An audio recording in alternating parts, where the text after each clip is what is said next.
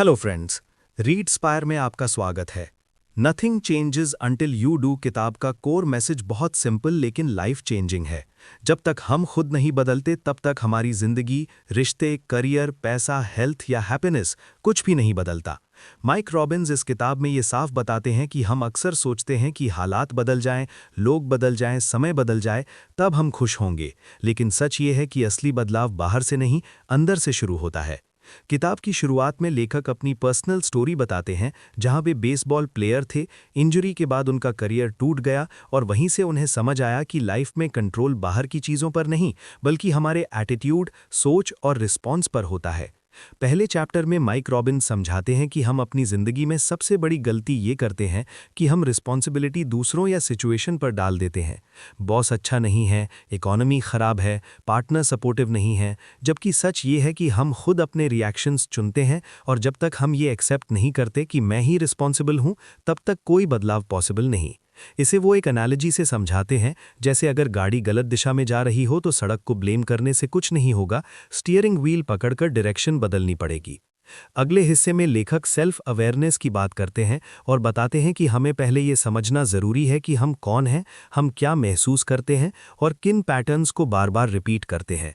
जैसे कोई इंसान हर बार फेलियर पर खुद को वर्थलेस समझने लगता है या हर कॉन्फ्लिक्ट में डिफेंसिव हो जाता है। जब तक हम इन पैटर्न्स को पहचानेंगे नहीं, तब तक हम उनसे बाहर नहीं निकल सकते। माइक रॉबिन्स कहते हैं कि इमोशंस को दबाना प्रॉब्लम है, क्योंकि दबे हुए इमोशंस बाद में स्ट्रेस, एंगर, एंग्जाइटी या रिश्तों में दूरी बनकर निकलते हैं। वो एक स्टोरी बताते हैं जहां एक कॉर्पोरेट लीडर हमेशा स्ट्रांग दिखने की कोशिश करता था, लेकिन जब उसने अपने डर और इनसिक्योरिटी को एक्सेप्ट किया, तब उसकी लीडरशिप और रिलेशनशिप्स दोनों बेहतर हुए। इसके बाद किताब अकाउंटेबिलिटी की गहराई में जाती है। अकाउंटेबिलिटी मतलब गिल्ट नहीं, बल्कि ओनरशिप। लेखक कहते हैं कि खुद से ये कहना कि मेरे साथ ये हुआ से बेहतर है, मैं इसके लिए क्या कर सकता हूं, क्योंकि दूसरा सेंटेंस आपको पावरलेस नहीं बल्कि पावरफुल बनाता है। एक बहुत पावरफुल एग्जाम्पल दिया गया है पेरेंटिंग का, जहां पेरेंट्स बच्चों को बदलना चाहते हैं, लेकिन जब पेरेंट्स खुद बदलते हैं, जैसे ज़्यादा पेशेंस, लिसनिंग और एम्पैथी दिखाते हैं, तो बच्चे नेचुरली बदलने लगते हैं। यानी दूसरों को बदलने का सबसे इफेक्टिव तरीका खुद बदलना है। किताब में ऑथेंटिसिटी यानी खुद के जैसे होना एक बहुत बड़ा थीम है। माइक रॉबिन्स बताते हैं कि हम अप्रूवल पाने के लिए मास्क पहन लेते हैं, ऑफिस में अलग, घर में अलग, सोसाइटी में अलग, बट ये मास्क हमें अंदर से थका देता है। वो कहते हैं कि जब हम इम्परफेक्ट होने की परमिशन खुद को देते हैं, तभी रियल कॉन्फिडेंस पैदा होता है। एक बहुत रिलेटेबल एनालॉजी दी गई है परफेक्शनिज्म की, जैसे आप मैराथन दौड़ रहे हों, लेकिन हर 100 मीटर पर खुद को जज कर रहे हों। आप थक भी जाते हैं और एंजॉय भी नहीं कर पाते। इसके बाद लेखक ग्रैटिट्यूड यानी कृतज्ञता की बात करते हैं और बताते हैं कि ग्रैटिट्यूड कोई पॉजिटिव सोच का ड्रामा नहीं, बल्कि एक प्रैक्टिकल हैबिट है।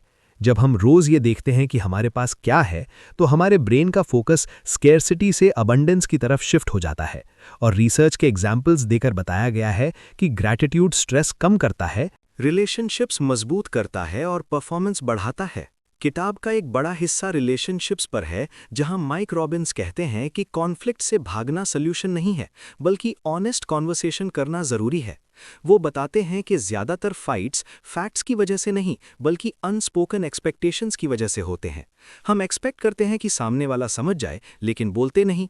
और जब हम क्लियर कम्युनिकेशन सीख लेते हैं, तो आधे प्रॉब्लम्स खुद ही खत्म हो जाते हैं। लीडरशिप वाले चैप्टर्स में लेखक बताते हैं कि असली लीडर वो नहीं जो सब आंसर्स जानता हो, बल्कि वो है जो वल्नरेबिलिटी दिखा सके, फीडबैक सुन सके और ट्रस्ट बिल्ड कर सके। एक कहानी दी गई है जहां एक सीईओ ने अपनी गलती पब्लिकली एक्सेप्ट की और उससे कंपनी कल्चर ड्रामेटिकली इंप्रूव हुआ। किताब में फियर को लेकर भी डीप बात की गई है। फियर को खत्म नहीं किया जा सकता, लेकिन उससे फ्रेंडशिप की जा सकती है। जैसे स्टेज पर बोलते समय डर आना नेचुरल है, लेकिन अगर हम डर के बावजूद एक्शन लें तो कॉन्फिडेंस बाद में आता है, पहले नहीं। माइक रॉबिन्स बताते हैं कि चेंज कोई ओवरनाइट मैजिक नहीं, बल्कि डेली स्मॉल चॉइसेस का रिजल्ट है। हर दिन हम डिसाइड करते हैं कि हम रिएक्ट करेंगे या रिस्पॉन्ड, ब्लेम करेंगे या लर्न, हाइड करेंगे या ऑनेस्ट होंगे। आखिरी हिस्से में किताब ये क्लियर करती है कि सेल्फ लव सेल्फिश नहीं है। जब आप खुद का ख्याल रखते हैं, बाउंड्रीज बनाते हैं और अपनी वैल्यूज़ के अकॉर्डिंग जीते हैं, तब आप दूसरों के लिए भी बेहतर इंसान बनते हैं। किताब का कंक्लूजन एक पावरफुल रिमाइंडर है कि हम फ्यूचर में खुश होने का इंतजार ना करें। जब हम आज खुद को एक्सेप्ट करते हैं, आज जिम्मेदारी लेते हैं और आज छोटे कदम उठाते हैं, तभी रियल ट्रांसफॉर्मेशन शुरू होती है।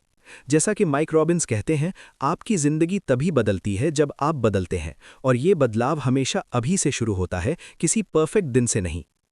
अगर इस वीडियो ने आपकी सोच में थोड़ा सा भी चेंज लाया हो तो लाइक करो, सब्सक्राइब करो रीडस्पायर एक्स को, क्योंकि एक आइडिया ही काफ़ी होता है लाइफ बदलने के लिए।